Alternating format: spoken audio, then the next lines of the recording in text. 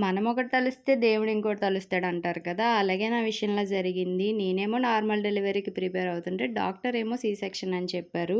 అది కూడా డ్యూ డేట్‌కి చాలా ముందే ప్రిపేర్ అయిపోమన్నారు. ఎందుకనంటే నాకైతే పెయిన్స్ వచ్చేయడానికి బాడీ ప్రిపేర్ అయిపోయి రెడీగా ఉంది.